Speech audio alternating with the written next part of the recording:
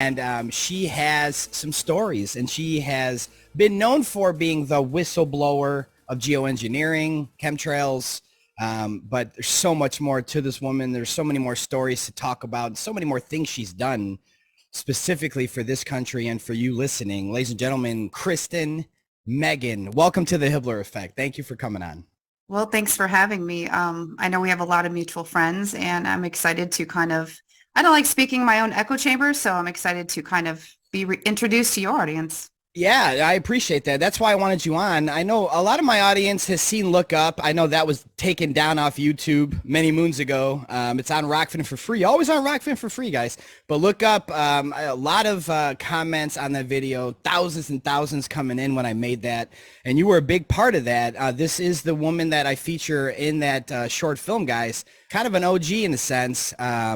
How did you, well, I don't want to start there. It's more of like, all right, obviously you're in the Air Force, you're doing your thing, you're serving your country, you're all about it, you're looking at the exposure, the chemicals, and you're doing all the science. When did it hit you? When was the moment? I'm sure you've been asked this a million times, but when was the moment where you were like, wait a minute, what is going on right now? What is happening? Hold on. When did that start? I'm sure it was a journey, but how did that process begin? Well, I have been asked this, but to be honest, you just spoke of that footage. I first spoke out about this in 2010, and I always say it was me pre-Invisalign. But I kind of took a break from it because I passed the baton to other people that came forward. But I have been speaking a lot about it more in the past year, just because it's openly admitted.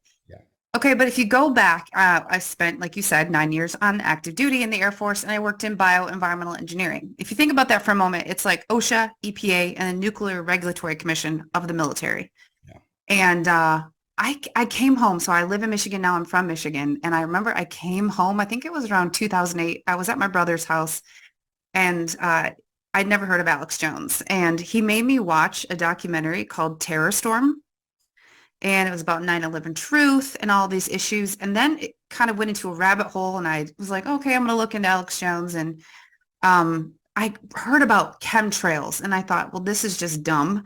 And if this was happening and people were accusing the military, I could find out because I was one of a handful of people that dealt with chemical acquisition. There's a term in my profession, and the EPA knows this, called cradle to grave use, meaning if you're going to bring in a hazardous material, you better track who's using it and then how they're disposing of it, right? So I just went down this trail, and in the process, to summarize, in the process of attempting to debunk it, it's called now a material, it's known as a material safety data sheet, but now it's just a safety data sheet. But it's very technical, and I'm going to try to dumb it down, but it basically explains like the chemical hazards, human impacts, environmental impacts. It's packing group, meaning if you're going to ship it, how do you ship it? And these MSDSs at the time, it reminds me, I forgot which movie it was, but it was like a baseball movie for kids, and the dude had a birth certificate out of crayon. No, I don't remember not what that familiar. was. But Yeah. it was I'm funny. sure someone Like, in the audience they had knows some exactly like what she's talking 32-year-old about. Mexican guy playing in Little League. I forgot what it was called, but some of your viewers might know. Oh, It yeah. reminded me of that. I could tell that this was very handwritten, and there are modified SDSs. It happens all the time. But I'm not allowed to approve it if it doesn't have certain materials. So I started denying the use. So that rose up flags. Wow. And then I thought, well, wait a minute, why are we denying this use? And then we had hangars and shops in the Air Force that all of their operations are classified. You know, I had clearance. We had binders called case files of tracking exposures in a workplace, right? So if I actually went and did what's called an industrial hygiene survey, I can't bring that binder back to my office because it's classified. Yeah. So I started like being told I couldn't go places anymore. And I just won like non-commissioned officer of the quarter. I won an annual award. So like my point is I was never in trouble. Yeah. Then I started being treated like shit, and I took a step back, did my own sampling, and long story short, I realized that we were retrofitting C-130s and KC-135s with these nozzles. And I was threatened to be thrown in a loony bin, and it just so happened, like, I don't know, this was like the universe or a God thing, but with no notice and no money, I did not re-enlist. And normally when you get out of the Air Force, you have to go through something called TAPS. It's like, I forgot what the acronym is, but it's a transition training, how to be a civilian again. That's hilarious, but okay. Sorry. Yeah, I I didn't mean to skipped laugh. that. I'm just like, No, I've never let heard me of that. tell What you the how quick fuck? I went and they didn't even like take my ID cards. Don't worry if the government's listening. I sent them back. But like, I just left and I was totally started speaking on this. I got an attorney. And then ironically, like the base I was at was mostly civilianized and even their union had my back. Wow. So for the people who think like I chose this as my shining moment or my 15 minutes of fame, well, it's been like what, 13 years now. Yeah. But this is not what I want to be known for. And in fact, I was offended when I heard of these programs. But I'll tell you what, there's more to my time in the military that made me kind of wake up to what was going on, but that was just one of them. And when you realize that the very same chemicals that I'm trying to engineer out of a workplace and get substitution of safer green chemicals, we're buying them in large quantities and certain different forms, like there's solid liquid gases, particulates, dust, all of this. And it was just so different. And I just knew everything I ever thought I'm going to question. So I kind of became a little paranoid. Then I became a contributor for InfoWars, and I have not shut up since. And I'm just trying to stand up for truth. And I do it all on my own dime, despite, these grifting accusations. Well, you've done a lot, and it's been, like you said, 13 years and counting. That's something that is hard to accomplish, meaning not, like a lot of times it's like someone like you should shut up a few years later, right? Just move on. You keep going, you keep talking, you keep spreading the information, you keep jumping on shows, you keep doing conferences, doing panels, I'm always seeing you with a microphone around. When it comes to geoengineering though, I saw a very small wave back, I don't know, I want to call it maybe 2015, 2016, where there was people writing about geoengineering and having signs and all this stuff.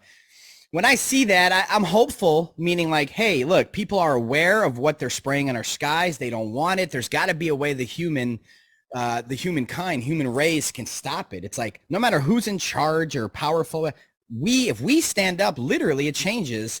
And when I saw that, I was hopeful, but then I think to myself, that's not going to do a fucking thing. It's really not going to do a thing. I just think that the rulers laugh at that shit.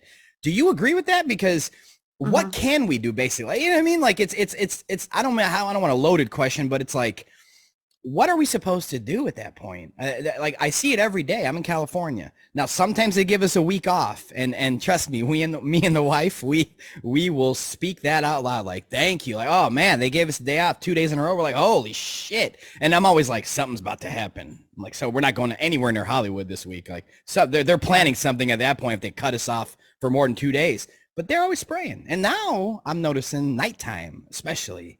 I think it's because they're like, shit, the people know, people video recording, they're talking about it. Let's just do it at night. And I'm like, where the fuck's the moon? Oh, it's behind a bunch of chemtrails. Yeah. So really, in the sense, what are we supposed to do as humanity besides talk about it, spread the information, and of course protest? But what can we actually do? Because you've been in the military, you saw it hands-on. The more POV you can possibly get out of anyone, myself or anyone listening, what can we do? Is there hope at all? Well, it's normally my nature. I never bitch about something unless I have a solution. But when it comes to this, to be completely blunt with you, there's not much we can do because this is a global thing. It's happening all over. It's actually openly admitted. And this is why I kind of roll my eyes when people say that I just made this up because, yeah, this is how I chose to be known. It's openly admitted. And I do have whistleblower protection, by the way. So I brought the receipts. But realistically, the best thing we can do is to everything's so divisive in this country. It's either left or right. And I'm a member of neither side.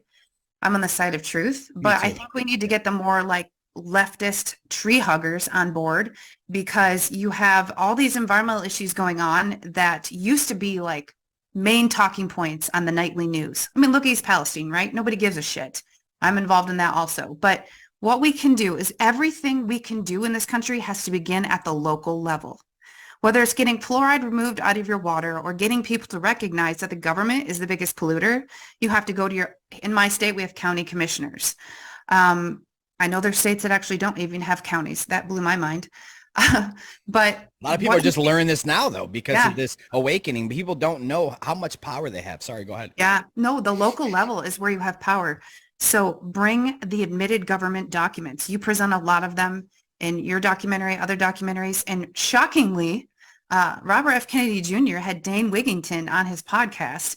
The High Wire with Del Bigtree had Dane on. I about fell over. I'm like, I don't think I've even myself has gotten. I think Del Bigtree gave Dane like 45 minutes. You have to awaken the health freedom people and also bring in the progressive liberals who are, so worried about, the one percenters polluting. Realize this is an issue that affects everybody. And, just like the scamdemic that affected everybody and they wanted everyone to care, everyone should give a shit. But the best thing you can do for yourself, Yeah. for your Well, health, yeah. would be to get water filters. And if you are someone who grows your food, try to do as much of it. There's people that have those towers. You get the towers, grow them in your home, or at least have covering on where you're growing your own food. And I know these things you're like, okay, but there's huge farmers. This is why. I'm sorry to interrupt. Are you talking about organite? Organite towers? I don't know. Is that what you're They're referencing? No, they're like growing towers. Oh, I'm sorry. I thought you were Yeah. talking about, because I was relating that when you said towers, I was thinking of those things they stick in the ground made from the mineral or the element organite. And that is supposed to keep your garden and your yard and your home free of chemtrails, because there's something in the natural organite stone that literally, and I did this one. I don't mean to interrupt, but go right back. I'm so No, sorry. go ahead. I got to tell you this though, because I will forget. The organite works because one day I went outside with an organite. It was only about this big, the stick, okay? And I thought it was bullshit. It was a crave going on in a couple years ago on one of those social media sites, and I'm like, that's bullshit. I gotta go do this. Bought a $30 organite stick, sent to my house, went outside, saw a little chemtrail in the sky. I went like this in the air. I'm not kidding, Kristen. I wish I was kidding. I went Well, like I'll this. have to look into that. I've not heard of that. I went like this in the sky, and it was like an eraser. It just erased it. And I'm like, I was kind of shaky, like, what the fuck is going on? Were you And then on I a started looking mushroom into at them the more, time? and yeah, I started looking into them more. People put these organite towers around their garden or whatever. No chemtrails will get, nothing will touch that zone. It's like a force field apparently. But go back to the towers you were speaking of, and I apologize for interrupting. I had to tell you that. And maybe we'll talk about that later if you want, but talk about the towers you were talking about, and talk about the towers. Talk about your towers, and we'll get back into my towers. Well, remember, I'm friends with Eddie, and he's all over the place, so I'm with you. No, I know sometimes I'm all over the place, but I hear a word I thought you meant, and you didn't mean it, but I had to tell you what I meant because I know that you'd be I'm interested. going to look into that. Yeah. But tell me about the towers you were talking about and explain the rest of the story. I apologize for interrupting. No, not at all. So what I'm saying is, like, if you're somebody who has like a raised flower bed, or like people have these little gardens, I have, like, you grow these growing towers that have special lights. Try to bring your stuff in or shelter it as much as possible. Get a good engineering control in your HVAC system. I have this device. I don't get any money for promoting this. I like the iWave Air. It kills a lot of air pollutants, viruses, mold, bacteria. Just change out your filters. There's like HEPA filters, MERV 13 filters that will at least help clean the inside of your home, which in the end lowers what's called cumulative dose and synergistic toxicity. So that's some things you can do for your body. Do a metals detox. I'm not a doctor, but I follow enough natural health practitioners that say do a metals detox. I used to think those sprays were gimmicky, and I've used them for myself and actually did before and after blood tests. And I can tell you, for me, they worked.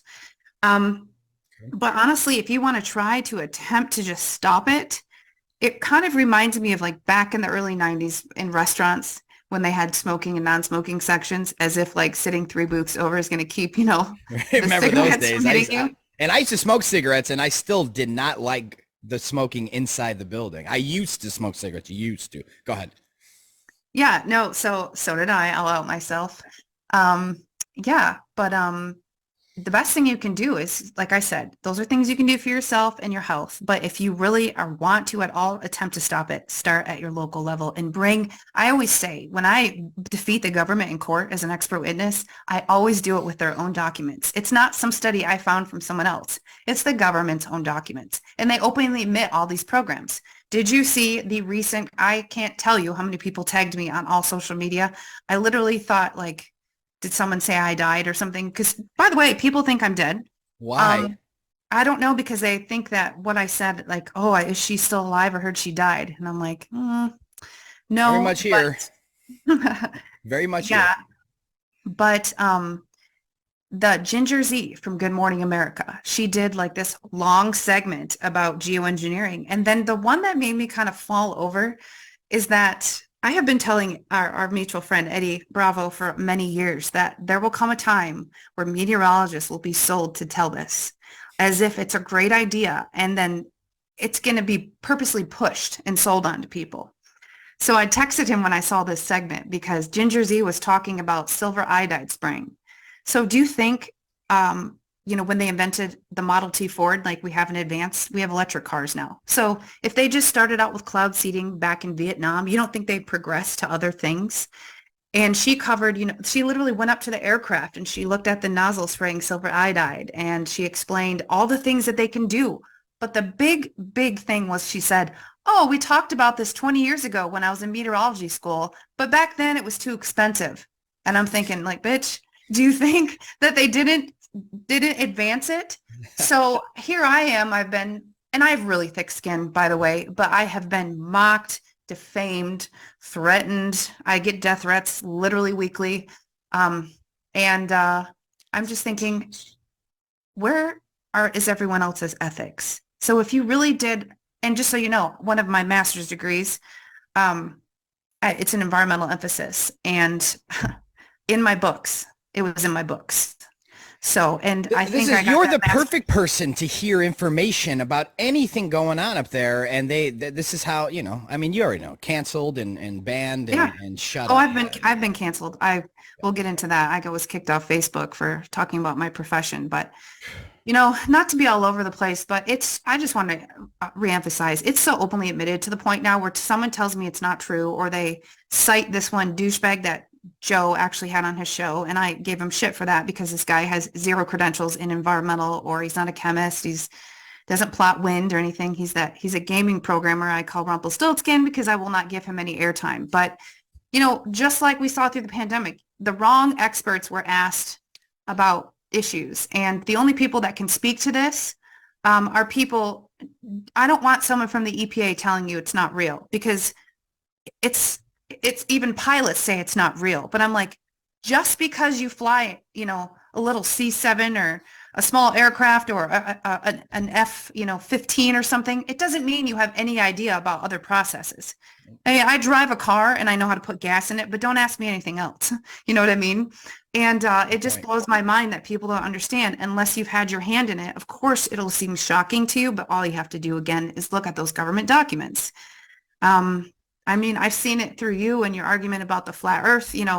I'm on the fence on that issue, but the point is that I still at least listen. I can't tell you how many times I've told people to just watch something or look on a link and they won't click it because it's on Rumble or YouTube. And I'm thinking, but you'll. And that's a good point. I'm glad you brought that up because this is the reason why I shifted my career into filmmaking, is because I realized that no one's going to give a Rumble link or a free YouTube video. Yeah.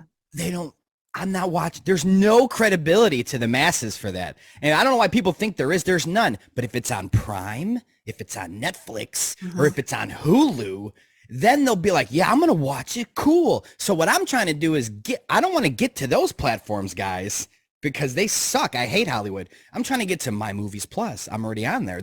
They're fighting for the people and putting banned documentaries on their platform for a reason: freedom. So I'm with them. I'm with Rockfin, right?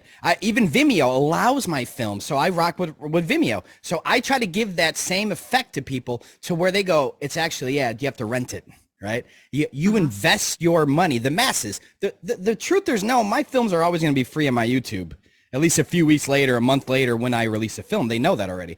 But it's the masses. No, you need to rent the film, invest your, just like they're used to renting a Prime movie. You're investing your money, and now they're locked in their screen, and they will pause it to go piss because they paid for it, right? Mm-hmm. So I'm glad you brought that up, because I totally agree. If it's a Rumble link, a YouTube link, it's just like they don't even want to touch it. And if it's truthful information, oh my God, it's like, why are there separate types of humans right now? Do you understand? Well, there's selective outrage. There's selective outrage. I cannot tell you, in the past 3 years, I've been fighting all these mandates, how many people won't look at me and my experts, state testimony or summits that we've held. They won't click the link, but then they'll send me a link of Dr. Fauci or like some, virologist who hasn't spent a day in my profession.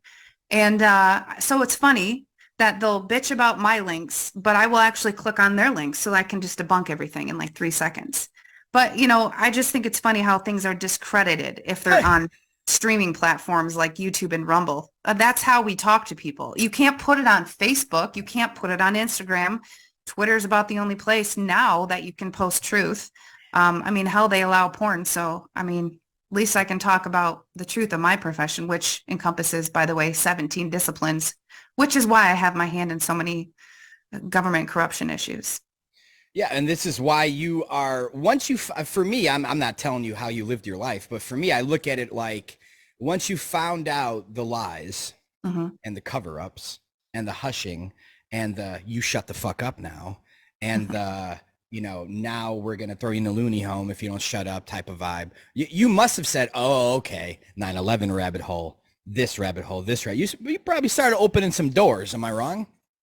Yeah, I learned about 9/11 truth. I saw, like I said, the film Terror Storm in 2008. Yeah. But I went into the Air Force right after 9/11 because, I was doing my patriotic duty.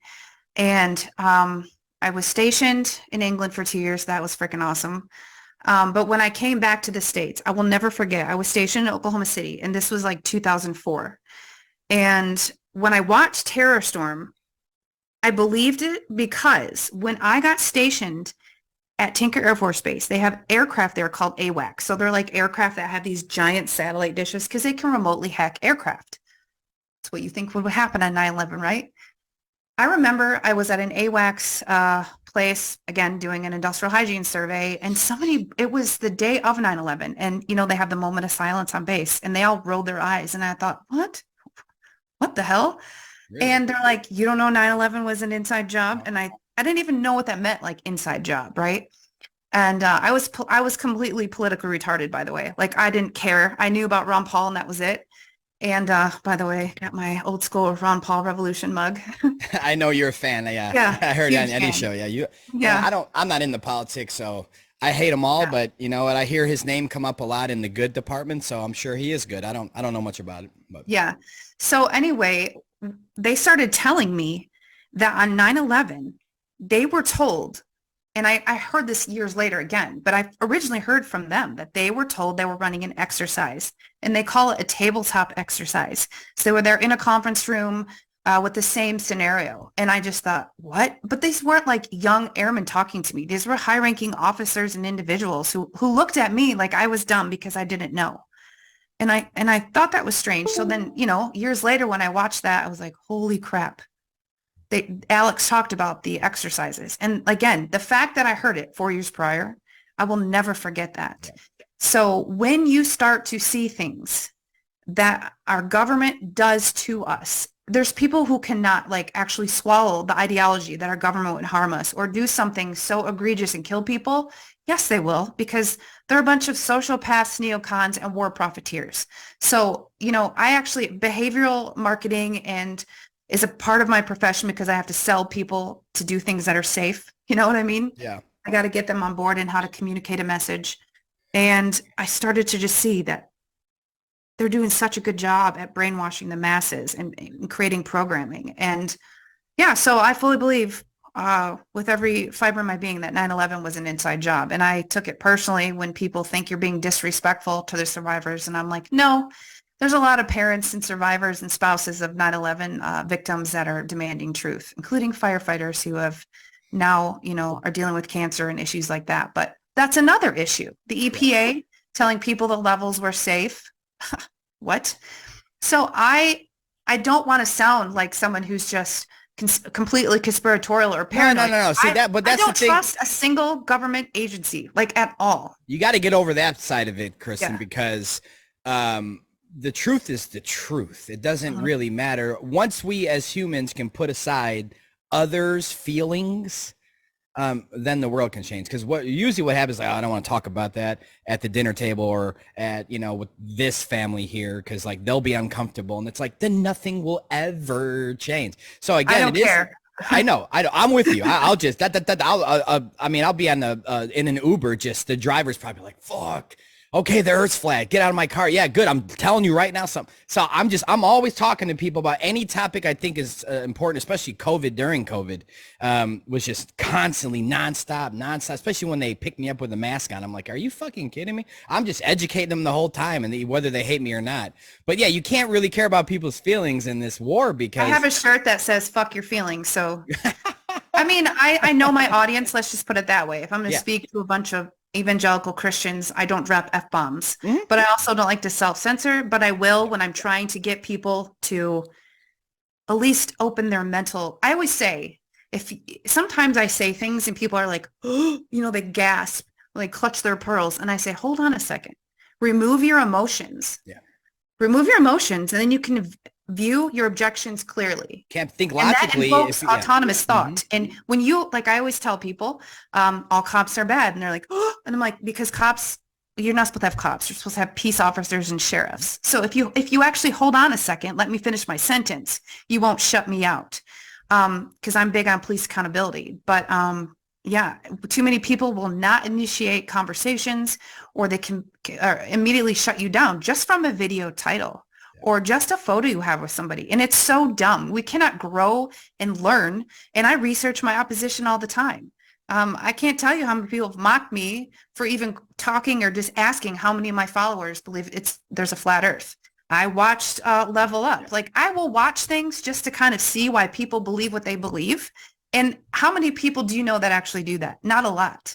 No, and there needs to be more of those people. And that's the thing. I make my films based on my vision, my truth, my research, and whether it's going against the grain or not, I don't care. I don't even ask the opinions or know in the truth community or the masses community, if it's popular, if it's unpopular, if it's going to be liked, is this project going to be made fun of? I don't fucking care.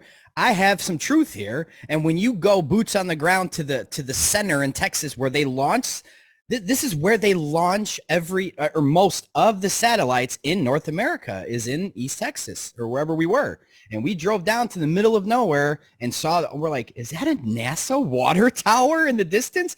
This is a community of nobody. And I'm like, how would anyone even know they existed here? We go there. I'm just thinking, you've heard of Tanner Stewart, Flat Earth Millionaire. So Yeah. I'm with him, right? That's one of my best friends. And we're out there and we're just there for the aesthetics. I'm like, hey, I'll shoot you for the film. We'll have the satellite center behind you. We could talk about satellites around balloons and all this stuff, just to record it. All of a sudden, these trucks start pulling up on us. We're like, what the fuck? Oh, there's people working here. The last guy pulls up into my camera frame, and we befriend him quickly, and he admits all satellites are on balloons. And he doesn't even know what we're talking about when we told him, hey, wow. Mr. NASA head of guy at this building, what about the satellites that they shoot up with rockets and they're just orbiting? And he's like, what are you he has no clue what we're talking about. And this is when I realized, so compartmentalized, that the people that know they're on balloons, of course they know they're on balloons. They've been on balloons since the 50s, he told us. Okay, since day one, they've been on balloons to today.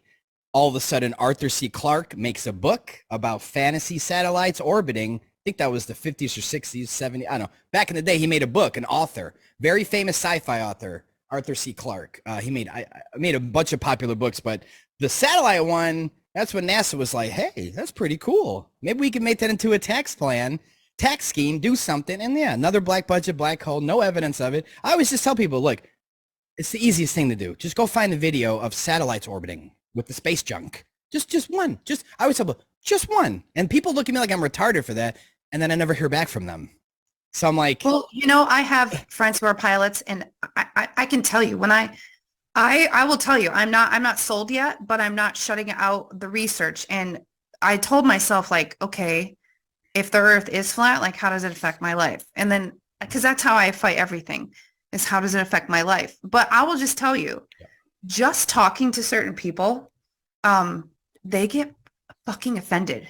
yeah. Like, even my own because it's husband. been 8 years. Imagine you telling people about chemtrails, geoengineering for 8 straight years, and someone's still like, "Oh, you're retarded." Eventually, you're going to be fed up with it. So I get some flat earthers get so crazy. I'm not like that. I'm just like, look, if you don't. No. I mean the people. I'm not talking My about bad. flat I'm so earthers. sorry. My bad. I No, thought you were talking about I'll flat give earthers. you an example. My husband, he's a scientist like I am. He gets mad. I'm just gonna out him. He gets mad. He's like, da da da. These people don't understand gravity. Blah blah blah. And he was like, I'll just say this: if the Earth is fucking flat, I'm gonna kill myself because it will completely.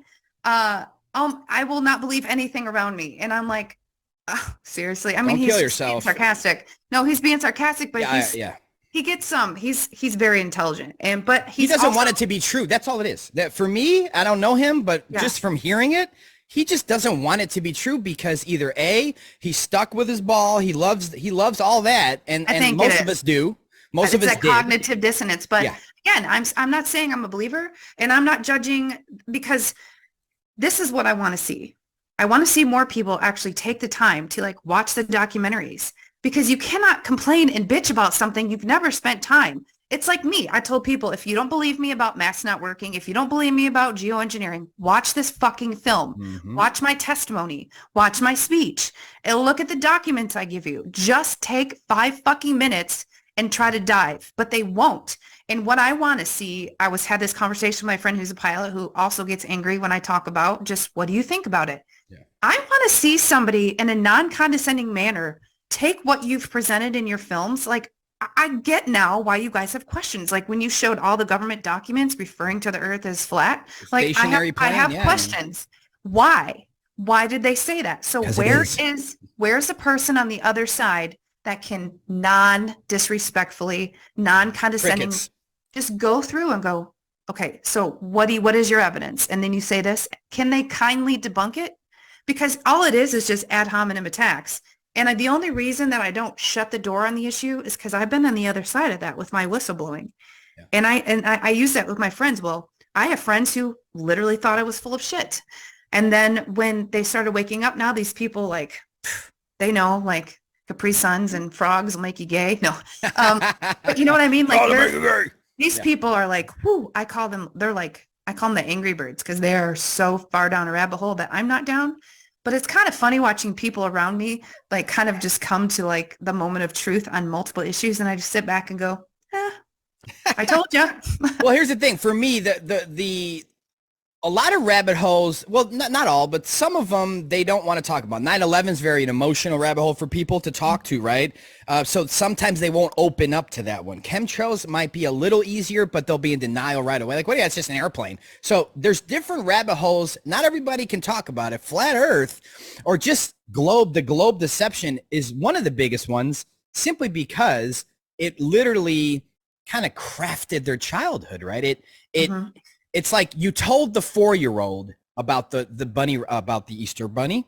You told the 4-year-old about, the tooth fairy, about Santa Claus. The 4-year-old's got all this shit in his or her head about all these lies that everyone around them, their whole life, has lied to their face about. Their whole life's a lie so far. And then they're told in kindergarten, first thing you're taught in school is the soul lure. I will not call it solar. It's not what it's for. The soul lure system that they created, they shove it in your child's face, and they're like, you live here. And your child's like, where's my mom? Like, what? No, you live here. We're going to start with this. So what happens is they make you fall in love with it. The beauty, the magic, the definitely magic, going 4 motions. But they don't really describe it. They don't teach it. I know more about the heliocentric model now, Kristen, than all of my education combined times 10, because they didn't teach me anything. They said, you live here. The reason you don't fall off the ball is because of gravity. Gravity. Then you're on to 8th grade. You're into girls and you don't care. So I'm like, okay, I'm into girls now, 7th, 8th grade. They don't even talk to you about the globe in high school.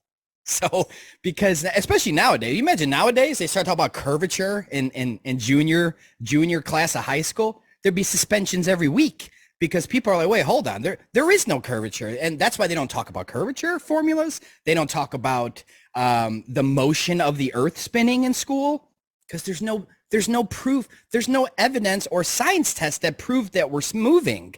So why would they bring it up in schools, my point, when there's nothing to show you? They just tell your kids Columbus discovered America. People already living here. They tell your kids we're on a ball.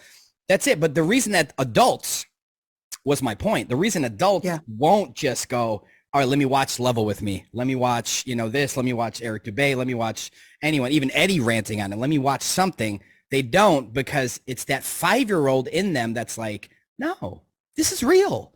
Because my mom told me the Easter Bunny's fake, Santa's fake, maybe depending on your mom, dinosaurs are fake. It just depends. Your mom told you something. Yeah.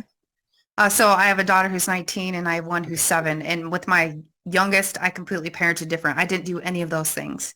But I made sure she knew to not tell other children because it wasn't our place. But because I got there. I evolved because I learned as a parent the psychological damage and the distrust. And I know people say, oh, they're fun and young. But like, don't be crazy when your kids do things that you think, well, that's dumb. And people have to understand, like, when it comes to children, like the frontal lobe of their brain is like the decision making. I've talked to a neurologist and a pediatrician about this, how like the decision making, it's so important to just be honest with your kids at a young age at their level. Because with my youngest daughter, she gives speeches, by the way. She's beyond her years. Just like mom. Yeah, she's like, I have an opinion, because people say she's too young to have an opinion. But anyway, I'll have to send you that video later. But what I'm getting at is think about just outside of the whole what you're saying. How much do we know, think, or did we believe or continue to do because it's just the way we've always done it? Yeah. Like, I mean, we could talk about that with circumcision or all this shit that people do. Like, why do we give infants a fucking Hep B shot? Oh, don't get me started. You know what I'm saying? Like, why we do shit just because it's become the standard, but somebody needs to stop. And you know what reminds me of? Have you ever been in like a big crowd? Like, I'm a big football fan, and like, of course, I'm from Chicago. I just go to Cubs games where like 50,000 people like this. So yeah. And then you just see lines, and I've done it before, and I thought I was in the fucking bathroom line. Then I realized there's just people standing in the line, all thinking that they're going somewhere, and it's like, we've got to stop just getting in line like sheep. Like, we've got to pause for a second and this is why I'll tell you, as a parent, I'd never ever come out of my mouth as a parent. I've never said because I said so.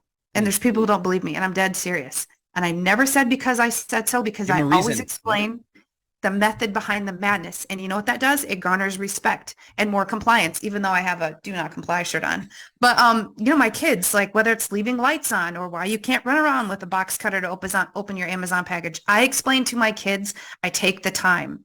So when I say something, they don't always ask me why, but they understand it's got meaning behind it. And I know I'm ranting, but it goes a long way, because with your children, they look up to you as the authority. They look up to you as the person that's going to tell them the truth, hopefully, right? Because they don't know about lies yet. They're too little. They don't know. I mean, I don't judge parents, and I'm not even asking you about yours. I'm just saying parents in general. I don't judge parents if you're doing the Santa Claus stuff. Yeah, I don't either. I don't just like.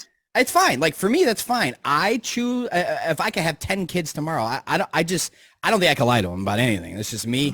But there's some people that are like, nah, man, you got to play that game. It's like, no, you don't have to. But I get why some people still play it. It's just, for me, it sets them up for lies in public school. If you're going to set your kids, not you, Kristen, but anyone listening, your kids to public school, you need to set the tone, because lies are coming. History's false. You got to spend a week on George Washington's teeth. At least I did in my school when I was little, about why they're wooden, and do a report. And like, what does that do for them as human beings? It does nothing. Little do I know if George Washington even walked the earth, is my point. I don't know these things. This is a Rockefeller education system. Let's be honest. The Board of Education started in 1920, Kristen, as you should know. In 1920, when that started, everything changed in this country specifically. including the maps in all libraries. Did you know that? All public libraries. Tell your husband this, but this is the last thing on the flat earth for the day. Because I don't like echo chambers, even though you're not a flat earther. I talk about it on the show, but here's the thing. Well, my point is I don't just shun it. I actually look into it. Well, tell your husband two things then. One, tell him to research if he wants to, that the public schools in America, that they were fighting this globe shit. They did not want it to be taught in school. Rockefeller had the upper hand there, as we all know why he does. He had the upper hand, the Board of Education. So you're not going to get free lunch. You're not going to get funding. You're not going to get anything if you don't push our books. This is our books, and no one's going to be able to outbid us on our books. So you're going to go broke, and the schools were going broke, but they were fighting. There were schools saying, we're not teaching this globe stuff, getting arrested for not doing it or vice versa, whatever. So tell him that the public libraries in America, I believe through the 40s, if not the 50s, was the Gleason's map. That was the universal standard map of the world. Oh man, I do remember that. It's the map that all pilots still go off of, okay? Mm-hmm. It's a standard map of the world. There's no curvature. Antarctica is the southern ocean, basically. It's basically the border. It's like if you're in the middle of a 5-mile lake in Kansas, Kristen, you can imagine that in your mind. You're in the middle of a 5-mile lake. That's a pretty big lake. Can you fall off that lake? No. Okay. So you can't fall off the earth. And that's one thing that people always try to misconstrue flat earth in their mind as they go, oh, we're a pancake floating or we're a disc or something. Nope. None of my films have said that. None of the people I've ever worked with have ever said that. But that's the MO on flat earth, is that we're some disc in space. Never been said. It's the Flat Earth Society, a government organization that was started right after the moon landings, that has told the world that. And that's why you see those pictures of the snow globes and all this stuff. Like, we never said that once. And the last thing I want you to tell your husband, if that's cool with you, is the reason, if he's like, why would they do this? Why would they lie about all this? Now, well, don't worry. He'll watch this interview. So for sure. Okay. Then I'll tell him just straight up. There's two reasons, technically. One, I don't have to get into because that's your journey. If you're spiritual, if you know there's a creator, or if you believe there's one, or if you don't believe there's one. I know why you don't believe there's one. It's called kindergarten science class. Big Bang. You can't have both. But they try to merge it. You really can't. The real reason is, one, it dampens a creator, or it at least makes a creator of this world really far away. Because if you're telling me that the closest star is 25 trillion miles, or light years, or whatever the fuck they made up to short circuit your brain, if that's how far the closest star is to us, where's God? So again, that's one side of it, because now with a stationary plane, a stationary Earth with a sky clock designed like a perfect timepiece that does the same eclipses on the same time, everything's exact, perfect time clock. That's a designer that made that. Okay, now we know we're created. There is no believing anymore. We know we're created. We don't know what it is, or if it's a god or more gods or multiple. Nobody knows. It's your journey, right? But tell your husband the second reason. This is the biggest one for me. Ask him how he would feel, because what if he's like, oh, it doesn't make a difference. I still got work in the morning. I don't care if it's flat or round. Or he said, I'm going to kill myself. Okay. What if there was 300 continents in this Earth, okay, on this Earth plane?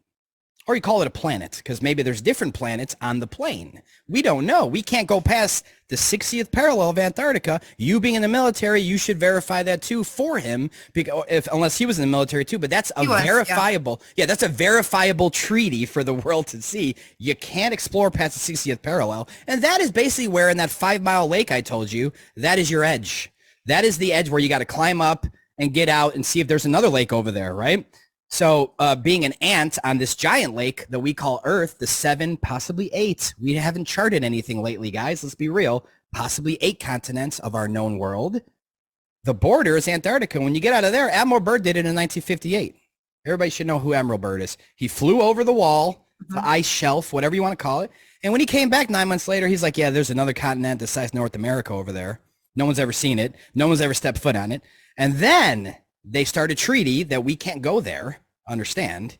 Now we can't go see what he saw legally ever again. I think they expires in 2044 or something. So it's still going on, this treaty. Russia's trying to get out of it. But then they start NASA. So you have to see the timeline to your amazing husband, I would assume.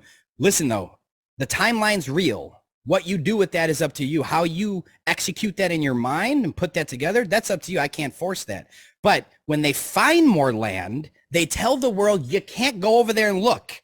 And then they said, hey, we're going to start something called NASA, take some Nazi traitors, bring them over here, play with rocket ships in front of the camera, Warner von Braun, the rocket ship. And then they pretend that they're going to do something for 15 years. Then they do. They say, we're going to go to the moon.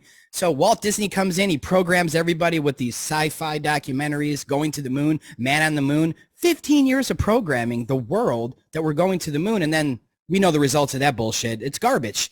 So where's the proof of that point? It's like, it just kind of shifted. It's like for me, Rockefeller just came in like, we live on a ball, make this slave system.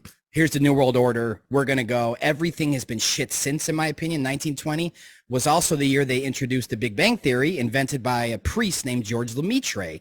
Same year as the Board of Education. Duh. I mean, they're just like, hey, this is where the future is going, on a ball in the middle of nowhere, no God, no purpose, insignificant. We'll make it worse in the 20 years, which they did. They kept getting worse and worse and worse. Then they had the fake Challenger explosions. All those people are alive. You know, and I have to tell you, in your film, that I get on my rants too. No, it's fine. I'm all here for it because I actually like to see the other side of things. Yeah. I think that's where the biggest thing I could believe in that film was where you covered the Challenger thing, because I was like, hold up. Like, I know, because there's people who say, oh, this is a body double for this person. I hear all this shit. But what you presented in that film, I was like, huh. And I remember thank you. Screen recorded something because I have friends, I told you, that won't click on something. But if I send them a clip and then with the full link, and I was like, please debunk this. Follow me on Instagram, Kristen. I got those clips, professional, nice, okay. and follow me on Instagram if you have one, because those are those little clips, those little reels I make that you could send them and like, oh, but go ahead, sorry. So I have a question. I have one last question on the issue. Yeah, sure.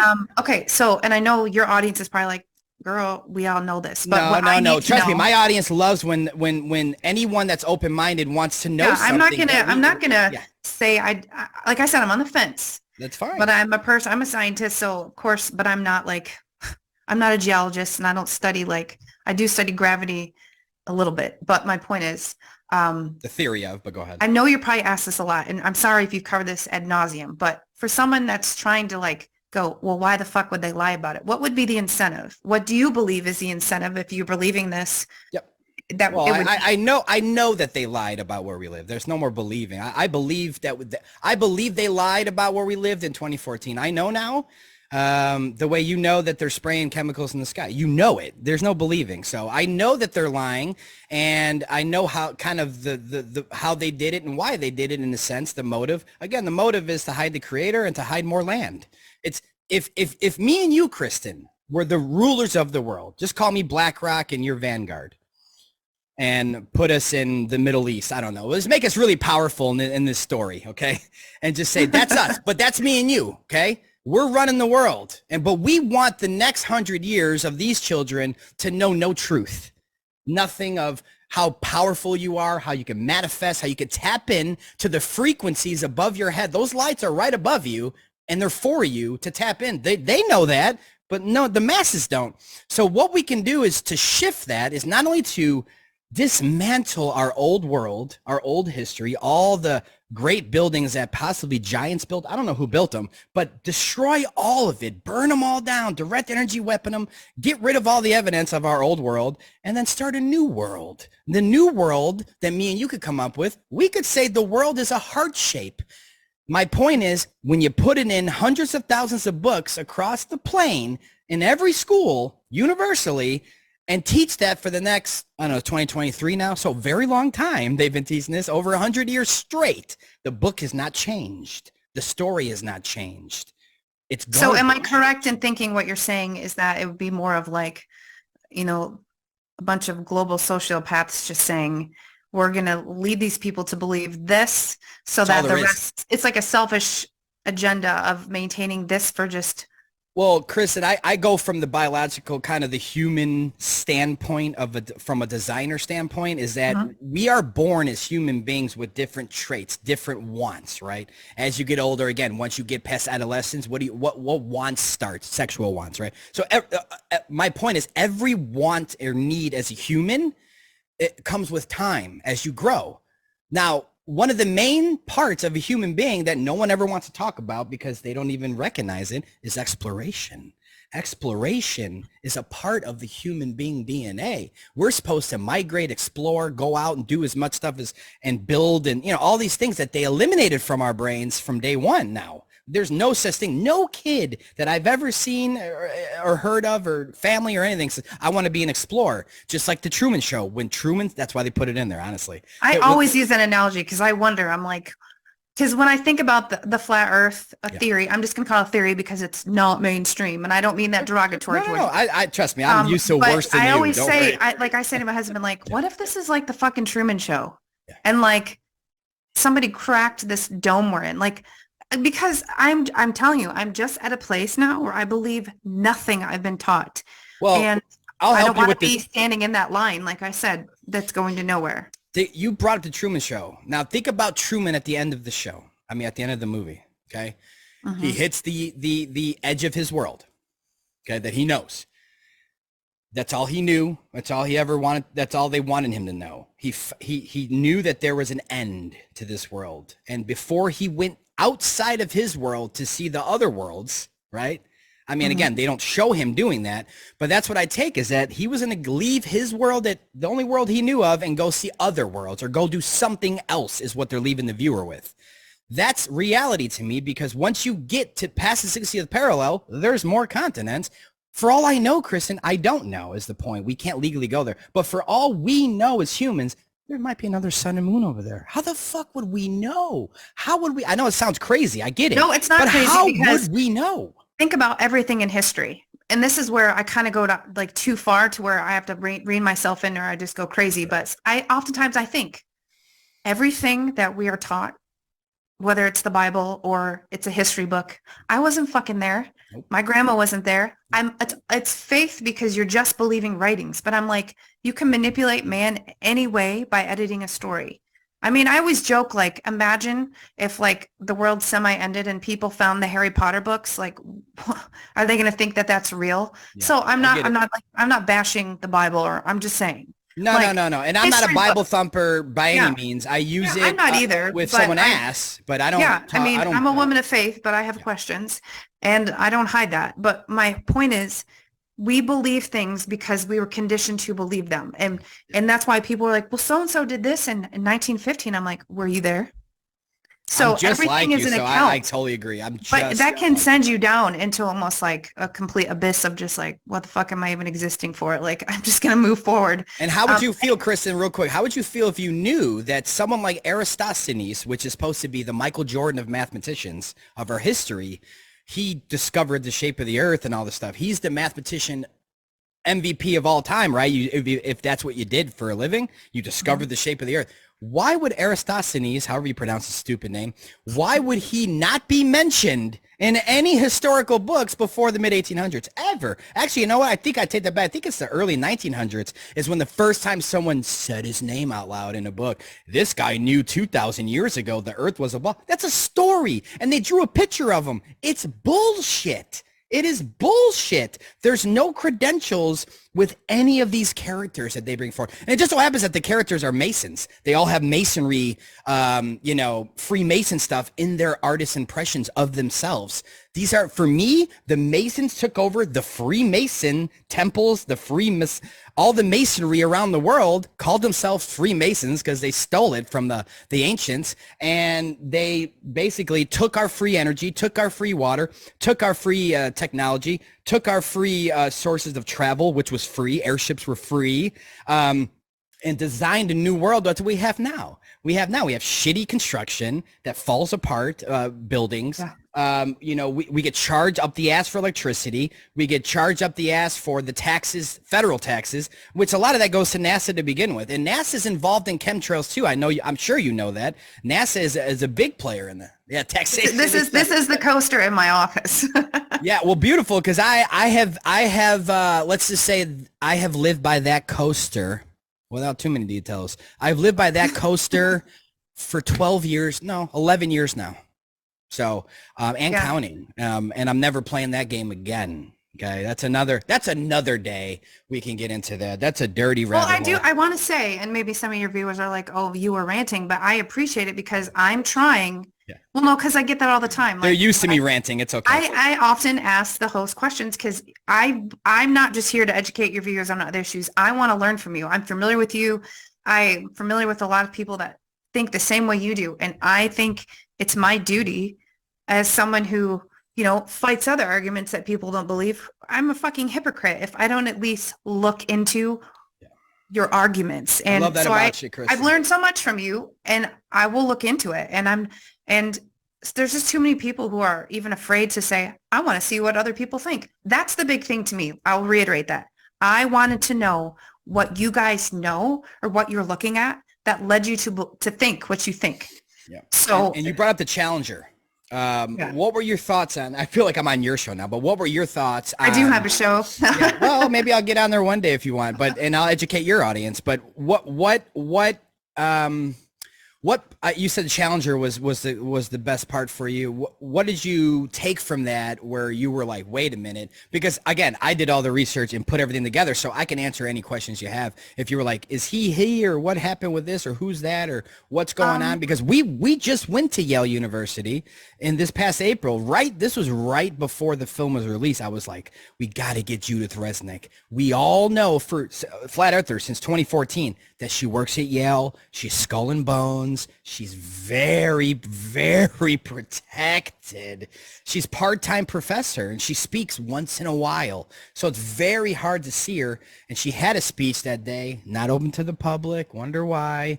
But I'm not going to get into all the details, but we got her walking outside of one of those Tartaria cathedrals, by the way. But we got her walking outside and her reaction's priceless to me because if you're not Judith Resnick, like, bitch, you know exactly what the fuck we're talking about when we asked you this, okay?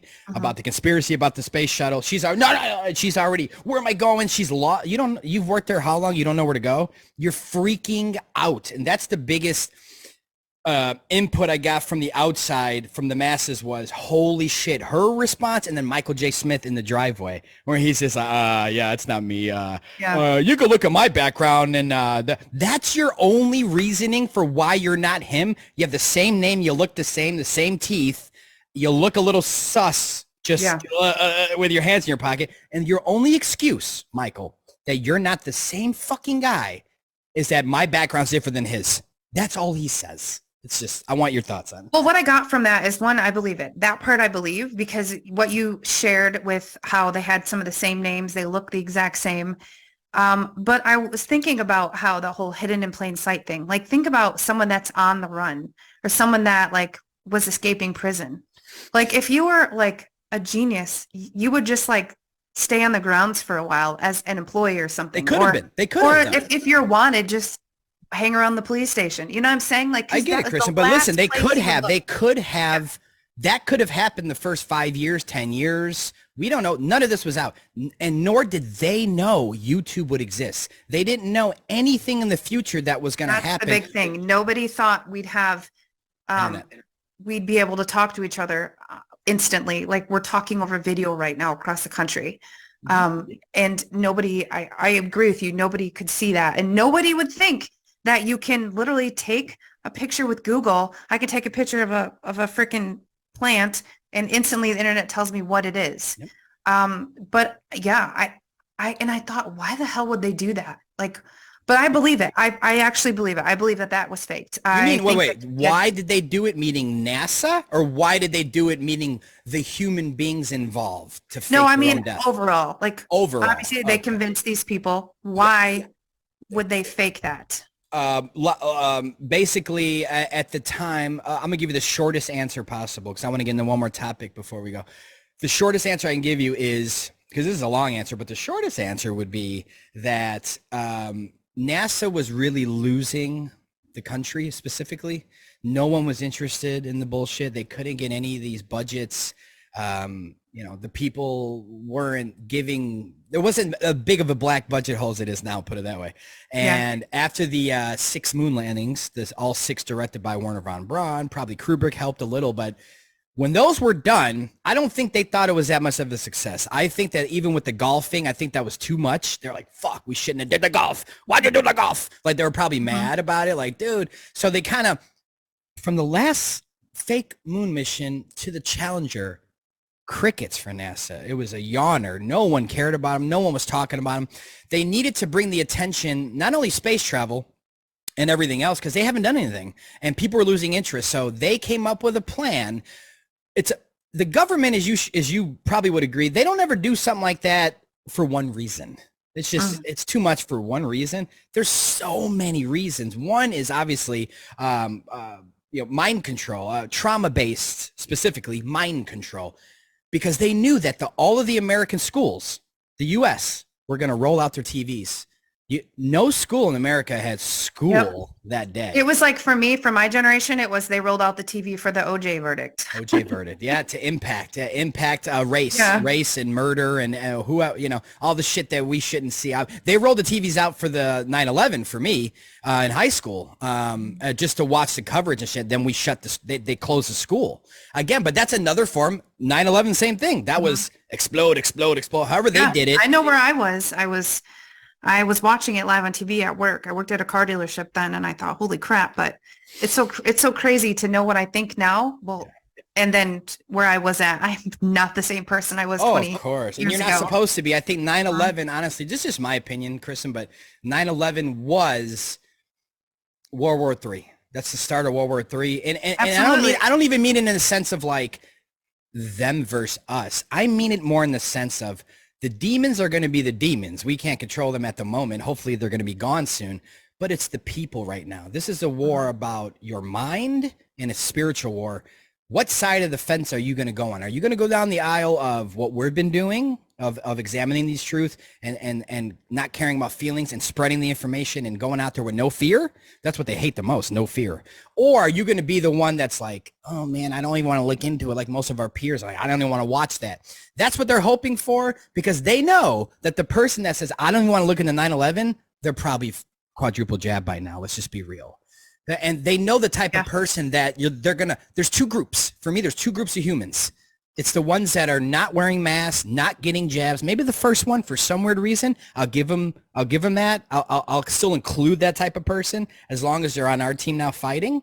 But it's like, it's those types of people like us. And it's the ones that are walking their dog right now with a mask on. There's no middle ground. Do you think there's a middle ground right now? I mean, I feel like it's just one or the other. Now, I think that's what they want. No, I think that we are the most divided. I'm 41, but we are the most divided I've ever seen in my lifetime.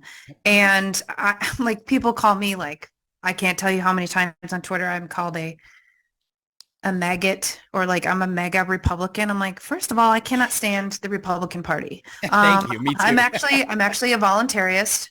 I'm anti-government, but with that said, I will work with anybody of any side of any aisle that will support and preserve my individual liberty and freedom. Yeah. But what I want to say in all the discussions we've had so far is that I tell people that for example, there's certain people that are so passionate about vaccine choice, and there's other people that are very passionate about, porn in schools. My point is, we have to recognize if there's people who aren't fighting the same fights as you, as long as they're fighting another fight you're passionate about, but maybe that's not where you're focusing your energy.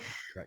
We have to still recognize that partnership, because I can't tell you how many times I've been attacked because I stopped talking about geoengineering for several years. Well, I did, not because I was afraid, but because other people came forward. And I can only tell my same little story so many times. Correct. But I've moved on to other causes. I've been fighting mandates. I fight for health freedom. I fight for, I'm a lifetime member of the Constitutional Sheriffs and Peace Officers Association. I try to preserve liberty on every front, and also put my hand again in areas where the government is putting their fingers in my profession and doing things wrong. But I say that because this is where we lose people. And this is, the left, they all hate each other. I guess you could say I lean right just because I'm against like a lot of the shit the progressives are doing. Of course. But too many people on our side they fight because they're like, why aren't you fighting this? Well, why aren't you fighting that? It's like, where's your Trump hat? Yeah, I've got like 30 what? issues that piss me off, but I only have the bandwidth for 4. So you go tackle those, and kudos to you. But we have to remember that. So while you're passionate about the flat earth issue, I'm passionate about other things. And right. I'm just going to fight my fight. But we have to recognize that we're all kind of exposing a one world government here. Yes. And it all ties into the same shit. Yeah, we need to have respect for one another and you're a prime example of that. No such thing as perfect. You're a prime example of that. I'm very handsy today. Sorry. Yeah, that's good. But you're a prime example of what everyone that's seeking truth, how they should respond to any rabbit hole. Because for me, this is what I always say, if you go against the rabbit hole, whether it's geoengineering, whether it's a stationary earth, whatever it is, if you go against that rabbit hole that people are fighting to dig for years and going against the grain, digging down, especially flat earth, golly, that was hard. To dig down that hole, and you don't even want to look inside the hole. You want to judge them from afar. That doesn't make sense, because what you're initially doing is defending the opposite of that rabbit hole. And what's the opposite? The government, the corporations, the education, it's like, I feel like you get a group of 100 truthers in a room, Kristen, all different sorts of truthers, trafficking, 9/11, geoengineering, flat earth, anything. You get them all in the room, and you can ask them all pretty much the same question. Who trusts the government? No one raised their hand. Who knows the government lies? Everybody raised their hands. Who thinks the media lies? Everybody raised their hands. So you get all this universal agreement with almost everything. But then it's like, who thinks the government would lie about where you live? And that's the question that people might just kind of, because they're already used to raising their hand the whole quiz, that they might go, oh no, that's flat earth. Oh wait, is that, no, because I like the globe, because I remember my t-shirt. And then like they're confused, because like for me, they don't know which way to lean. It's because they never watched a lick about the information we have. What they did was they go to YouTube, they type in flat earth, and it's all algorithm. This is since 2016, unfortunately. BBC, Comedy Central, Neil deGrasse Tyson, making fun of flat earthers, you don't get my films. You don't get Eric Dubay. You don't get David Weiss. You don't get Santos Bonacci, astrotheologist of his time. You don't get anyone that's speaking facts with evidence, zooming in on buildings hundreds of miles away, zooming in on mountains 750 miles away. Well, where's this curvature? 3 miles away, there's supposed to be a curve, apparently. 750 miles. But no one can watch that stuff, Kristen. Nobody can see it. So that's why I go out of my way to market and distribute a film in a masses, public sense setting, to where now someone that's in my field of work can tell their neighbor or their cousin, hey, go to your TV or your PlayStation or your Fire Stick. There's a new film. You got to see it. It's a lot different, like we said earlier, than there's something on YouTube floating around. Go check it out. No credentials. But now the Wikipedia boxes are on flat earth videos, chemtrail videos, 9/11 videos. Why flat earth? And that's one thing for your husband too. Why would they do the same thing? He's got to know about chemtrails. He's got to know about 9/11. Oh, yeah.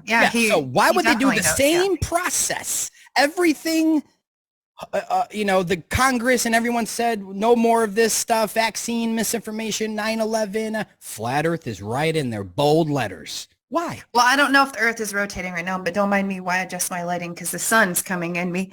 Maybe because the sun is moving across the sky the way we, at least as children, would have accepted. Here's the thing. If I told you whenever you were conscious to understand the information, that the world's not moving, as a child, I walk outside and sit down, sit in the grass, the world's not moving, you'd agree with me. If I said, look at the sun, look at the moon, they're the same size, you'd agree with me.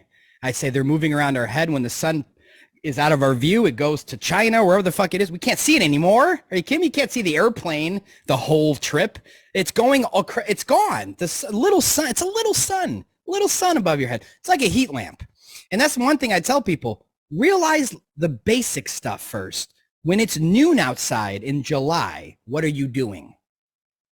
You're sweating, right? You're sweating profusely. It's noon. It's July. I'm just giving you a broad example. It's noon. It's July. That supposedly 93 million mile an hour away gas ball or fireball is now heating up. You're sweating. Oh, it's hot. It's summer. But now that sun at 6 p.m., okay? 6 o'clock.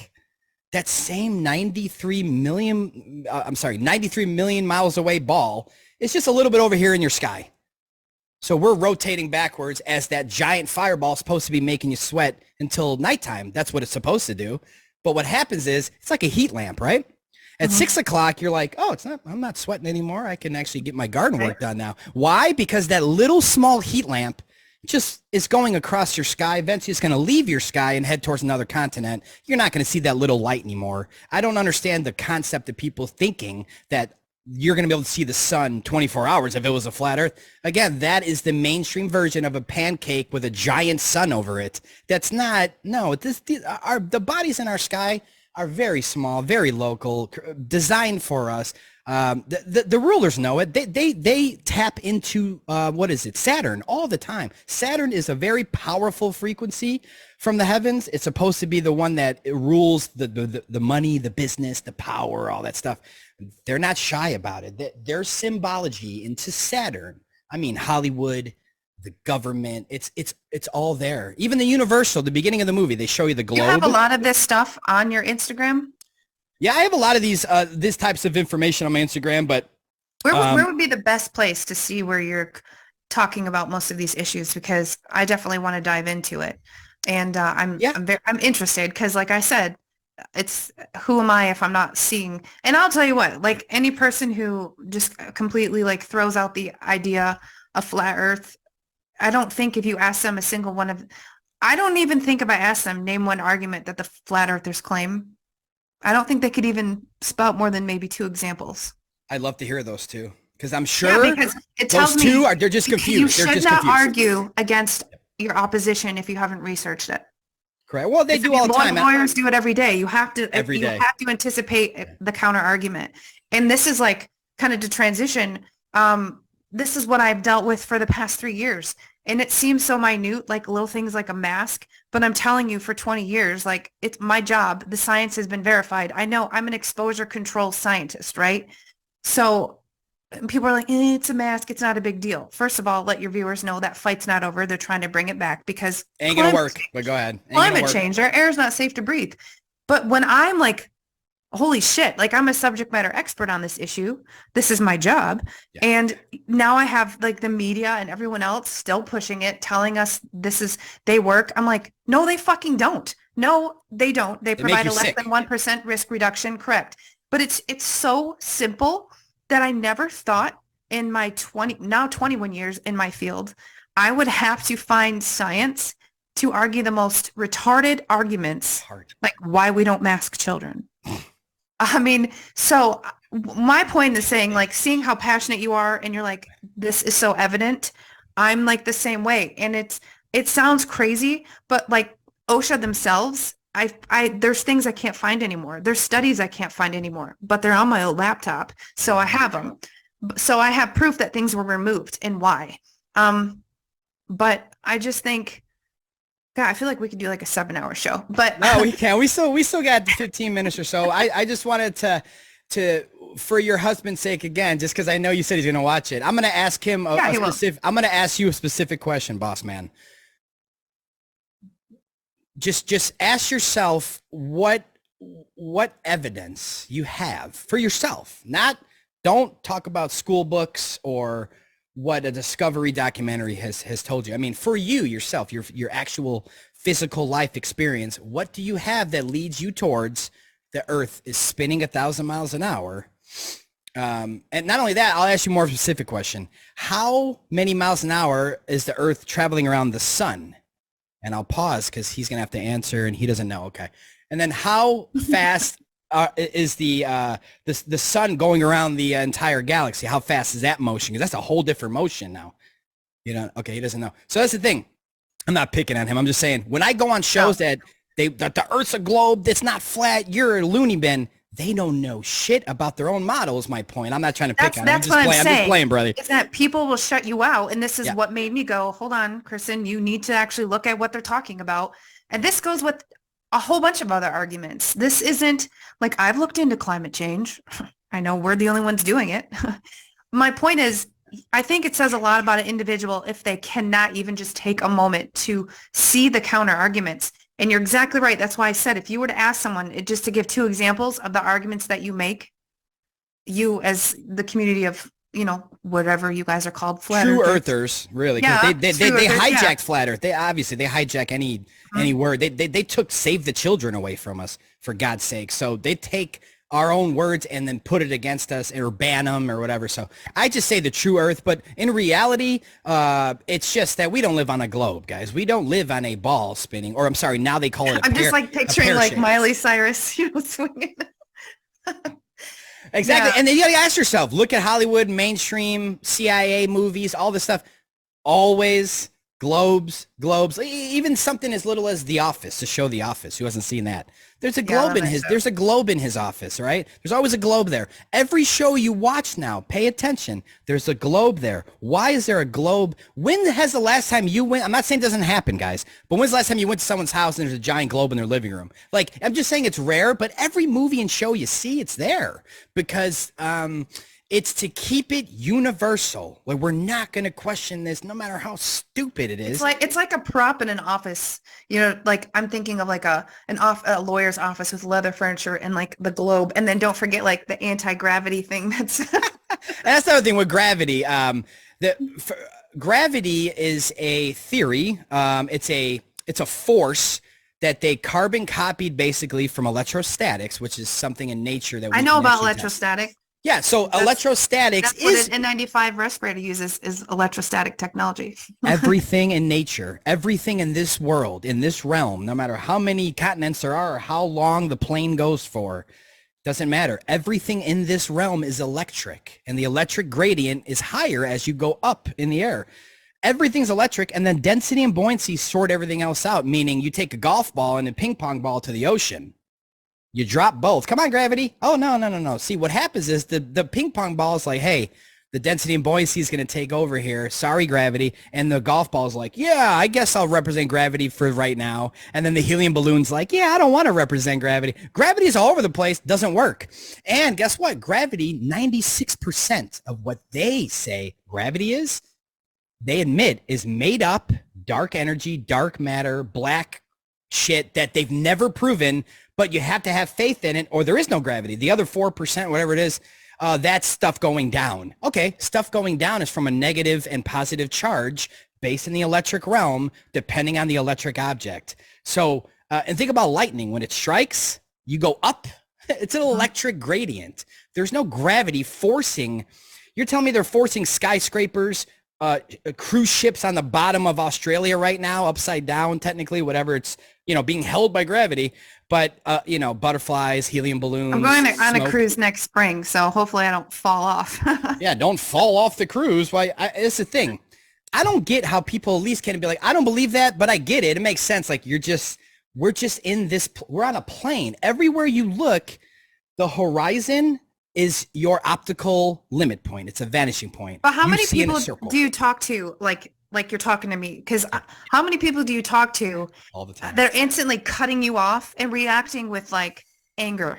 Yeah, I have triggered people in a sense. But generally speaking, I'm a passionate person. So I think like they know when I'm on their show, like, I'm not going to take that shit. So I feel like they limit it with me more often than others. But I have been, bullshit, blah, blah, blah. I let them do their trigger rant. And then I go, you feel better? Okay.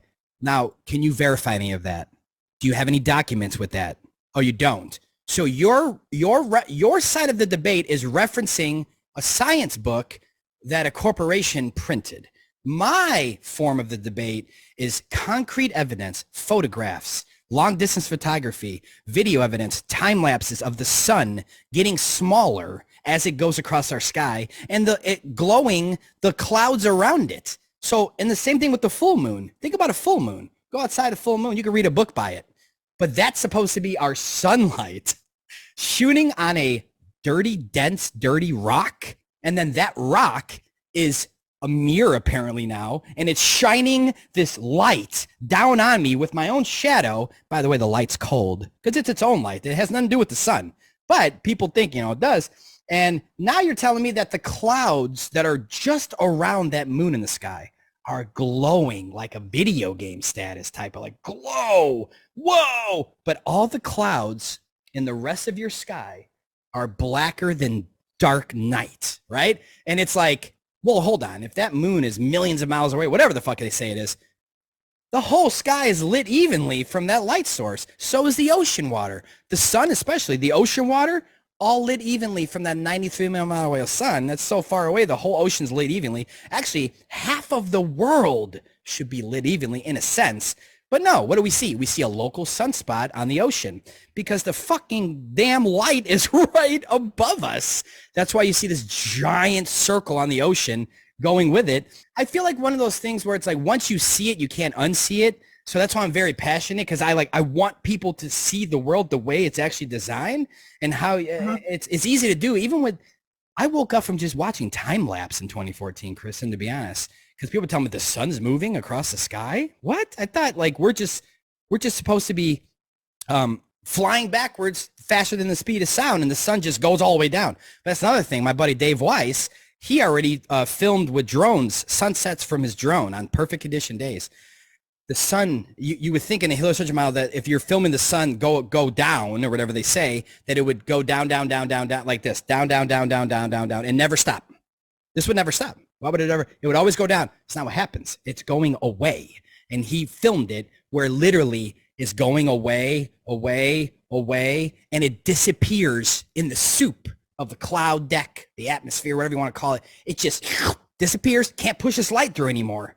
That heat lamp, you can still see a little orange glow through the cloud now, but now it's heading towards Europe, and then it loses all of its light attached to it, and now you're in darkness, and then it's going to come back around in the morning. Like for me, it's so simple, especially seasons. The Tropic of Cancer is a circle above our head, tighter in the center of the Earth. That's our summer. The sun migrates to the outside Tropic of Capricorn. Now this is Australia's summer, and we're freezing, but not in Texas, Arizona, Nevada, California. You're not freezing in December. And on a flat Earth map with the sun going on the Tropic of Capricorn, now you can see the East Coast of America, it's going to be cold all summer. But the West Coast, that's where the sun's turning. And I see it. I live in California. I could tell the sun is literally making its migration. And it's like everybody just is on their phone, and no one can pay attention to anything. It's very hard to get people's attention with even reality or facts. It's hard, Kristen, as you should know. Well, this makes me think, so like what I'm sipping on right here, not product promotion, but liquid IV. So I deal with a really bad vertigo. I'm actually vaccine injured. That's what caused it. I have POTS. Anyway, so my point is I have to drink this so that I have good sodium balance. But it makes me think like how just certain times, like, you know how people just like have balance issues? Because I think that's my hardest thing to grasp with the whole globe theory is like, if we're spinning, those of us that are more like, I know when it's going to rain. Like I'm one of those people that's like barometric pressure pains in my head and my joints. I'm like an 85-year-old woman, right? That's not good, but I kind of like if my body can sense these things, when I have a very crazy mind, like I'm very like, my ADHD gets me going, right? But like when someone says something, I immediately try to tie how something else is impacted by that. And for me, I'm thinking like, how does it affect people who are more sensitive to balance or in a sense, rotation? And do you get what I'm saying? So like, because I have a hard time, that's my biggest thing is like people like me that are sensitive. If we were spinning, I think I'd be like, you know. Well, so I always say go to. I always pick on lakes, but that's a perfect example. I live in Michigan. Okay, well, but in general though, you can at least imagine, Kristen, a lake that isn't. It's completely still. It's still to the point where you could see the reflection of the sky, the mountains, the trees in the water, and if you threw a pebble in that river or in that little lake, you send ripples through it, but we're spinning in 4 different motions. How is the water so still? How are we so still? It just doesn't add up. But again, they want you to not trust your senses. You know this. They don't want you to trust any of your logical senses, your God-given senses. They don't want you to trust that you're not moving. That's the number one thing that you could admit to yourself. Yeah, it doesn't feel like I'm moving. Okay, well, then you start there, and then you go, okay, we were told in kindergarten that we are. So what can I look for and find that shows that we are? What kind of, it's 2023. What kind of experiment has NASA done or SpaceX or any of these fucking pieces of shit? What have they done to prove anything of our heliocentric system? They don't. They do these little rocket shows. They go up and then they go down, and they go up and then they go down. And yay, with face masks on, everybody's like this. Yeah. And that's it. And they just stole $330 billion from taxpayers every fucking year for doing this, and I'm sick of it. That's where the passion comes from. I'm sick of it. No, I can understand where you're coming from, and I can't tell you how much I have learned just from being on here. And I know I'm your guest, but I'm asking you these things because, like, I know, like, again, like I said, I've been on the fence with the issue, but it's because I never argue things that I'm a scientist, but I don't study a lot of the things that you just mentioned. And I think it's important for people to admit those limitations. So how can I argue something against something when my biggest argument is that I've just always been told that Yeah, the earth yeah, is round. yeah, of And course. I'm going to openly say that because I don't study, everything that you just claimed, but I'm also not a moron, so I can look into it. I may not be degreed in what you're saying, but I can fucking read. So What I I'll just, do for you, this is what I'll do, Kristen. I know you probably watched Level with Me or parts of it. yeah. This is what I'll do though. I'm gonna send you because I made 3 feature films on this specific topic, all touching different parts of the topic. Pretty much stuff that we talked about today. I covered pretty much all of Flat Earth, most of the important Flat Earth topics. Level, the original, sun, moon, stars, and a few other examples of some stuff that's important to understand these things. The next level was this following year. That was regarding more land. That was regarding the treaty. That was regarding the mainstream version of Flat Earth, the Behind the Curve Netflix documentary. That was a mockumentary. I proved it. They hijacked everyone in the film and cut their word, eliminated the rest of the sentence, showed a globe, and now everybody's like, look, the Flat Earther proved the globe.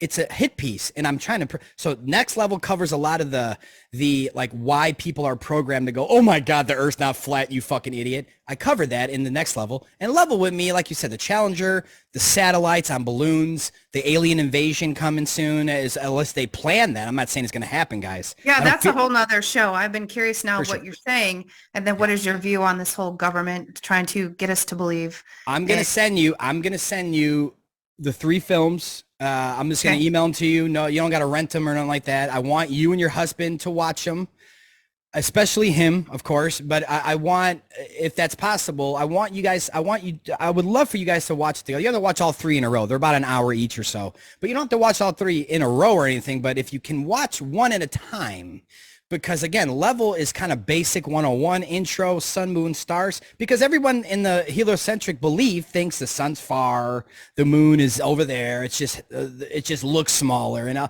they have these beliefs from kindergarten that they need to be resolved at that point. So I start with that, and then I build up, the drama and the deceptions and the wires and the green screens and the harnesses and the bubbles in space floating up. Justin Harvey, I don't know if you heard of Justin Harvey from We Are Change Orlando. Okay, yeah. So I've known him for a very long time. Very nice. He's in Level with Me. He did 2 huge, I call them Veritas moments for this film exclusively. One was going to the Board of Commissions in Florida, county commissions in Florida, speaking of the ISS. That went viral already. Even World Star Hip Hop covered that. That's when you know you've made it. I know. Well, I just say it a lot. That's just one I picked on. First one came in my head. Associated Press. Sorry, my bad. Associated Press. Actually, Associated Press, we fucking won. Justin's virality forced Associated Press to question NASA representatives in a press release, which is already out. Oh, wow. And NASA reps, of course, we don't film in under the water. That's just for training. We film up in the air, guys. Oh, yeah. Thanks for proving that with no other videos or no links, no documents. They just said, no, that's bullshit. But my point is that Justin did that. Watch the speech he gave to the county is fucking amazing. And then he also we went into Orlando, Florida at the Kennedy Space Center. And I had to sneak in microphones. It was a whole thing. And we got in, and astronaut signing today randomly. Not randomly. The universe knows while we were there. So it wasn't random to me. Astronaut shows up. All I'm going to say is we got her. And we got Judith at Yale. We already have Michael in his driveway. So watch Next Level and Level with Me. I'm going to send you all 3 of those films. Okay. Hopefully your husband can sit down and watch them. No, he's open-minded. He is. And of course he's joking about killing himself for all those people. I know. He's just joking. No, but and he better be joking. Because he's just saying like, that's such like a basic thing that we're taught that, oh my God, like what else? Like, It's the matrix though, Kristen. It is the matrix for your mind. That's why it's all, listen, and I'll end with this.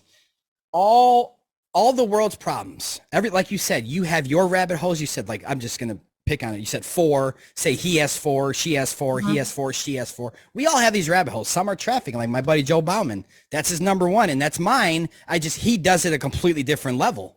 My point is this, with all the rabbit holes everybody goes through, I think that if the world knew that there was more land past the 60th parallel, also, by the way, Next Level covers the North Pole. You got to see it.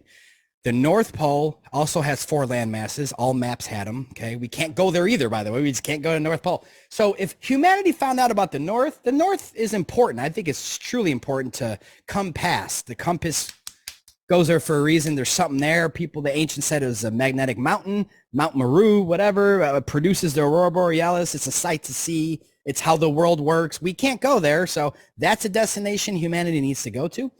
And past the 60th parallel, if billions of people went to both tomorrow, whatever your rabbit hole is, that not you, but anyone that you complain about, or you hope can be reversed, or you hope can end tomorrow, will end. Every government and every university in the world would end that fucking day. And I can't stress it enough. What people would find over there and what people would find there, the whole world is completely upside down tomorrow. But how do we get to the point of making people even want to have that? I make films, and that's all I can do. I don't know what else I can do. Well, I think in this age, and this is, I teach classes, and I have to know we have auditory and visual learners. And even if people aren't admitting it, providing a way to provoke a discussion, people can, if you remember, just think, like back in the day, you had to show up to a class and everyone knew it. You can be a closet, like someone looking into flat earth. You know what I'm saying? So I guarantee you there's people who will watch these things, even if they don't admit it. But I think it's not something that should be hidden. I think you shouldn't fucking argue something that you haven't at least. Because, I've heard people say, oh, flat earthers are so stupid. And I'm like, but have you looked at any of their evidence? So instead of joining that crew, that's why I started looking at these things. And I actually texted Eddie and I said, Eddie, what would be your best one-stop shop to educating somebody who doesn't believe in this or wants to learn? And he sent me your film. Oh, appreciate it. Yeah. And Level with me, Eddie Bravo's actually in Level with me. Yeah. So Eddie, the next level he didn't want to be in. He was kind of like, I don't know. And then once the next level was released and he watched it, he was like, yeah, I'll be in the next one. I'm like, okay, you're gonna be in the next one? He's like, that was fucking a masterpiece. I'm like, okay, we'll make part three with Eddie. Yay. I was happy. You know what's funny is that when I watched your film, my gosh, his name's the former UFC fighter. Well, he goes Bryce Mitchell. Former. Yeah. What's his name on Twitter? King Bao. Yeah, your former guest. Yeah, sorry. Yes. I have Biden brain today. That's my boy. Yeah. But what's funny is that I didn't really know who he was, to be honest. And I saw that film. And then it just happened to be that like a month later, all of his shit, all his pinned tweet, like all his stuff started coming out, was like targeted toward me. And then he actually reached out to me. I'm sure he won't mind me sharing. And he was just keep up the good work. I'm sure maybe he saw something. I've known Eddie for a long time, and I was on Joe's TV show a million years ago. Nice. So I kind of got pulled in the whole like 10th Planet family. Yeah. So I think that a lot of these people that are in his arena are familiar with me, but it was kind of cool because I respected how he was calling out, a lot of the atrocities with trafficking and, him Jimmy trying Kimmel. healthy food and all that. And it's just crazy how it's like the whole 6 Degrees of Kevin Bacon. Yes. Like your film, like kind of brought me to so many people or people I knew. Like I've known Justin for a long time. And then, is it Russ Tanner? Tanner Stewart. Tanner Stewart. Flat Earth Millionaire. That's actually like one of my... There's a Russ Tanner. Tanner works in geoengineering. That's why I got it confused. Oh, my bad. Well, yeah, Tanner Stewart and Joe Bauman, they're actually friends of mine. Like talk, phone, hang out. Like IRL friends. Yeah. No, but what I'm saying is that Tanner actually found me on TikTok, and I'd never heard of him either. And he was Texas winter thing he did, that went viral. he shared, I woke up one day and I had like an extra 30,000 followers. Not that I give a shit about follower counts, but I was like, who the hell shared my speech? And and he shared one of mine and tagged me. And I was supposed to go on his podcast a long time ago. That was my show. Yeah, that was our show. Okay. That was called Level Headed Podcast. That was our old show. Yep. Probably. And we just kept missing each other because like I said, I work on call fighting tyrants 24/7. No, it's funny. I just talked to him today and he's like, dude, we were trying to get her on our show. He's going to be like, this bitch is cheating on me. No. It's just, I was so busy at the time that he had asked me. And every time I did something, I had to testify in a court case because I've done so much pro bono work and I've just been going 100 miles an hour. Trust me, he'll be watching this show when it's out. This will be out Monday. So he'll be I just have to tell you this little interesting fact. Yeah, is that for the 3 years I traveled around the country. Like, I mean, hugging strangers, those people are just too close to you. And you're like, I never had COVID. I haven't had fever in like over 10 years. So I'm not saying COVID is fake, but I can tell you. I am. It's the fucking flu. Watch. Look, I'm going to send you and your husband my film called Fluvid-19, which did really well. I know it's a flu. All right, but I'm still going to send you Fluvid-19. So you get to see my vision on that so you can make your own decision at that point. But what I'm saying is that I have not been sick or had a fever other than like non-contagious stuff in over 10 years. And if it's just so contagious, and I'm actually immunocompromised from my vaccine injury, by the way. And that was how long ago, the vaccine injury? Oh, it was from the Gardasil round 1. I was in my 20s. So okay. I don't know. I have no concept of time anymore. But what I'm getting at is I never got it. And if anyone should have gotten it, it should have been me. But you know what I did? I took supplements and I never wore a mask or respirator. And I literally, you know how they say your kids have to play in the mud? I did. Of course, I know universal precautions and washing my hands. But, I'm just thinking, if this thing's so deadly, then why the fuck don't I have it? Yeah, I know. Well, that's the thing, though. It's all about your immune system. And I had I'm going to say that now, and the government's going to snag me up for the cure. No. Yeah, right. Well, no, they'll snag me because I'm actually never been vaccinated, so my blood's going to be like worth a lot of money one day. I'll tell you. But it's like one day I won't even want to advertise that. I'm assuming because they'll want to kidnap me for like you're like never in your life had one vaccine. No, never, no. Yeah, that's my 2 daughters, 19 and 7. Nice. Those purebloods, I tell you. Yeah, well, we're rare. I stopped vaccinating in my 20s, and I wasn't vaccinated either until I went into the military, and then it was like just a full assembly line. Yeah. Yeah, it's unfortunate, but look, you whatever their trial was in the military, you got through it. You did get injured, but in terms of mental stability and waking up and moving mountains and being a soldier of God, this is just what needed to happen. Everything that you've been through, I truly believe that everything you've been through in your journey, Kristen, you had to go through it. You had to find out that way, and you had to whistle blow, and you had to go out there and go against the grain. This is, again, but you said, okay, I don't want to be known for this. Right. It's kind of like, well, you can't really help that at the moment, but you do so much good stuff with during the COVID lockdowns and the vaccine mandates and the all the way to mask mandates. Yeah. So yeah. This is not just what you're known for. It is something like Justin Harvey. He's done so much stuff, but he's the bubbles in space guy. He's the bubbles in space guy. He crashed the first NASA party years ago and said, "You guys, there's bubbles in space. What's going on?" And the astronauts like, So it was a huge thing to do that. But he's like, I guess I don't mind. It's like, no, you shouldn't mind. Be proud of it. Listen, the geoengineering affects everyone listening every single day. And the only way it could go away is number one, people have to be aware. You have to be aware. And you have brought the most awareness I've ever seen to the topic. Even though you're like, I don't want to be known for that. Well, then shut up. No, I'm just kidding. I'm just kidding. No, but you brought so much attention. And it's a good thing, Kristen, because when the masses, as you know, I could sit there. I have a show, talk about chemtrails. Fuck you. Who are you? Who am I? Right? I'm a filmmaker. But you're in the military. You are in the department. The whistleblowing status, whether that's loose or not for people, it's legit. You know what's going on internally. You're coming outside to the public, which you're not supposed to, and telling everybody. People will take you more seriously than me or anyone else on that topic. And that's why I think it's very important that that not only are you on this show and other shows and you get, but you just need to be acknowledged. And I have a lot of respect for you. I've watched your stuff, your speeches. You woke me up to chemtrails completely back in the day. I knew about stuff in the sky. It never made sense. But then once I heard your stuff, everybody always blames Alex Jones for everything. I'm not giving him credit for shit if he don't deserve it. I'm fucking sorry. Fuck him. You get the credit. Chemtrails for sure. You blew my mind with it from the inside. And I quickly made look up like a few weeks later. Like, I'm just smashing shit. I'm looking like, has anyone gone to an environmentalist and spoken to him about this? Like I was like one of those guys. There's EPA people that know. But Yeah, I appreciate you having me on, and I appreciate I actually enjoy learning from you. And I just don't want to be on my own soapbox, but I think it's important because like you said, there are some things that if the truth comes out, it kind of pulls a veil over so many things.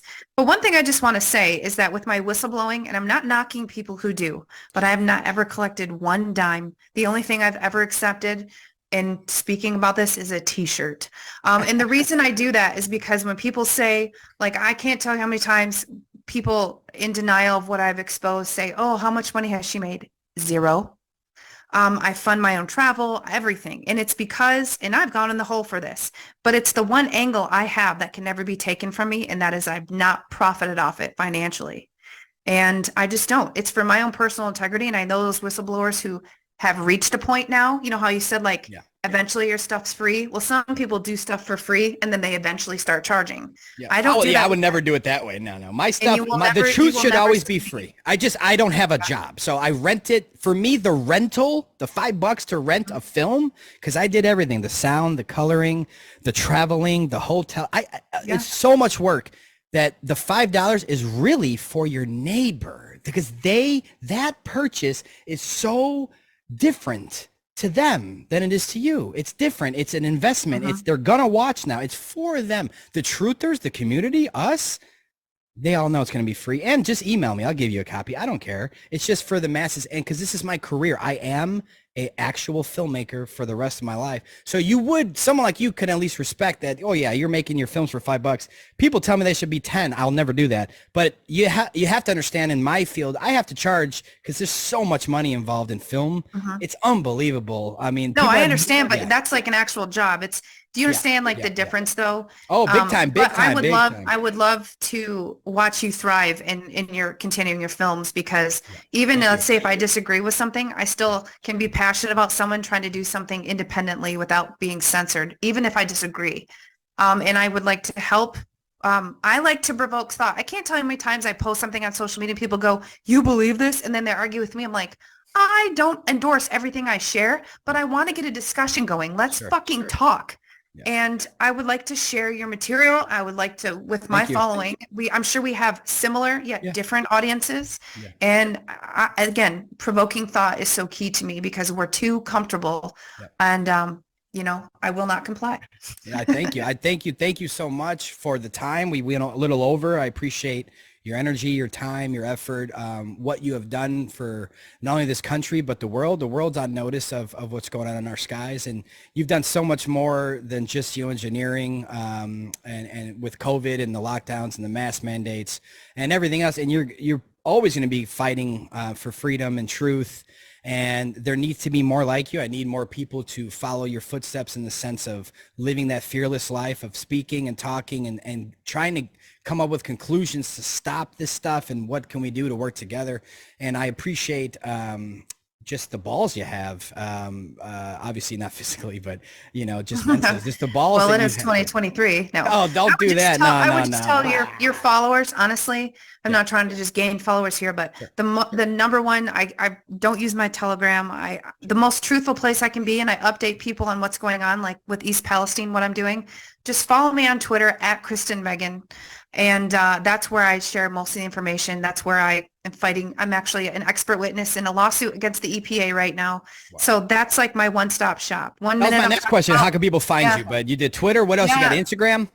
I do have Instagram. I don't really like Instagram, but I do have it. It's just at Kristen. Most of my shit is just at Kristen Meghan. Yep. I'm on almost everything. And you can go on Rumble and look me up. I host a podcast, Vets and Visionaries with Kristen Meghan. Anybody support you, Meghan? Just, retweet my stuff, help me get the truth out. I'm not looking for financial support. I'm looking for support in getting information out that is suppressed, whether it's about useless masks that are trying to come back. But again, I always provide solutions with things I'm exposing. So just help me get the information out. And if you look at my Twitter, you will start to see other people in my profession. There's 5 of us that are being just as loud, and they deserve just as much attention because collectively, remember, we outnumber the sociopaths. So the more we can share and spread information about a multitude of issues, it's just really key because we have more control than we give ourselves, credit for. Yes. And with that, I want to thank you for joining me on the Hibbler Effect and for speaking your truth. And hopefully we can get a part 2 down the road. I want to thank my audience for watching this great conversation. Please share this. Please share the information. And then, Kristen, I will be sending you next level with me again. I'll check my spam folder. Well, yes, because my fucking email always blocked for some reason. I'm a Dr. Andrew Kaufman. We couldn't even start the show because of it. So I had to do my other email. But I'm also going to send you Fluvid-19. You guys can watch that if you're bored one day just to see my vision on this great pandemic we just went through. But yeah. Kristen, thank you so much for the time you went over. I appreciate it. Guys, please go support her. Go check out her work. Go share her stuff. Go follow her on Twitter. Follow her on Instagram. Retweet, reshare, get her voice out. Research flag.